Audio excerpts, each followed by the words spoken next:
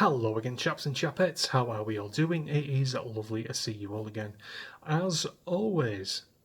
What I thought I'd do today, guys, is give you my two pence worth, really, briefly give you my two pence worth about what's been going on with Russell Brand these last few days and what's been transpiring over on social media about it. Now, I'm sure you're all well aware of what's been going on with this man during the last, 6 to 12 months. He has had various accusations thrown his way from various women, claiming he forced himself upon them during the, let's say, the prime of his career, during his youth, when he was a young man, when he was presenting Big Brother's Little Brother, for example, over on Channel 4, various other shows, and I think he appeared in a couple of films as well. Now, Russell Brand himself has come out and openly admitted that during this time of his life, he was, to quote Russell Brand himself, very promiscuous during this time. He had an addiction to alcohol, he had an addiction to drugs, and, it would seem, he had a sex addiction as well. It would appear he would take any opportunity given to him to unbutton his Levi jeans and jump into bed with anything with a pulse. That being said, I can quite understand some people's reactions to these claims. Some people on social media have condemned the man already, even before he's even set foot inside a courtroom. They have been judge, jury and executioner. That appears to be a running theme recently, doesn't it? Trial by social media. People are very quick to judge and condemn someone, particularly on the right wing of the political spectrum, before they know the full facts and before they set foot inside a courtroom. Now, I can't really sit here and chastise people for doing this because I've been guilty of it myself in the past. I did it with Hugh Edwards. I did it with Philip Schofield. Now, lucky for me, at the time, what I was saying on social media did actually turn out to be true. But it was wrong then, and it's wrong now. It shouldn't be done. In this country, you are innocent until proven guilty. And that's the way it should stay. And I've got to try and remember that for future reference, particularly when something like this happens within regards to a certain demographic in this country. I think you know where I'm going with this. Anyway, regardless, I can understand people's reactions. People are instantly pointing the finger and throwing him in jail before he's even set foot inside a courtroom, like I say. That being said, I do have my doubts, personally, about this particular case, and I'm going to explain to you why.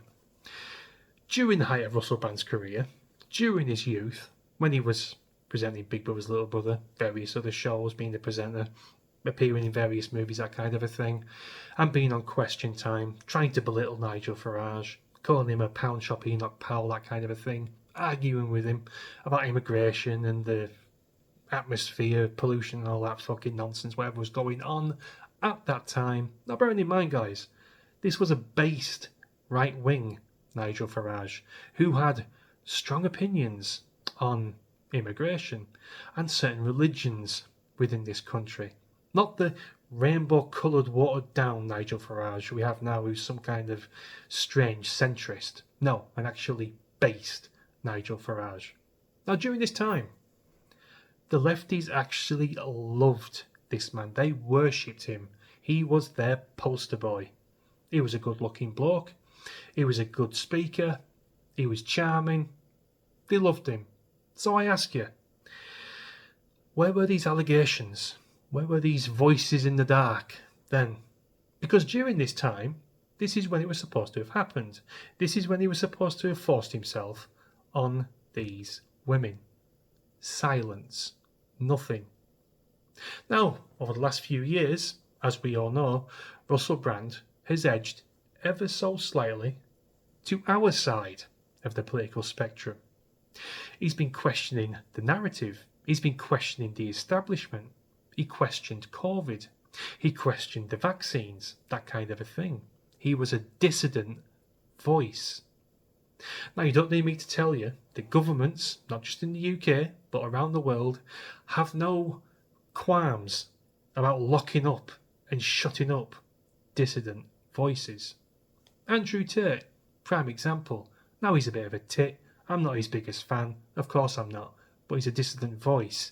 He's something that goes against the narrative. And they're trying to shut him up. Tommy Robinson, another dissident voice. Lock him up. Shut him up. They've got no shame. Governments, establishments. And I think pretty much the same is going on now with Russell Brand. The hit piece that came out from Channel 4, that Dispatches programme. Where was that 10, 15 years ago? Nowhere. But now he's questioning the narrative, going against the establishment. It all comes out. I find that all too convenient. Now, of course, I could be wholeheartedly wrong here. He could be charged by the Met Police, which is apparently upcoming. He's being charged for sexual assault and another charge. I could be completely wrong. He could go up in front of a judge, being found guilty and being sent down for 20 years. And I will gladly hold my hands up and say I was wrong. I'll even do a video about it and say I was wrong. But at this precise moment in time, it's all too convenient for me. When he was lefty-lovey and the lefties loved him, silence. Starts questioning the narrative, being a dissident voice. All comes pouring out. All this splurge.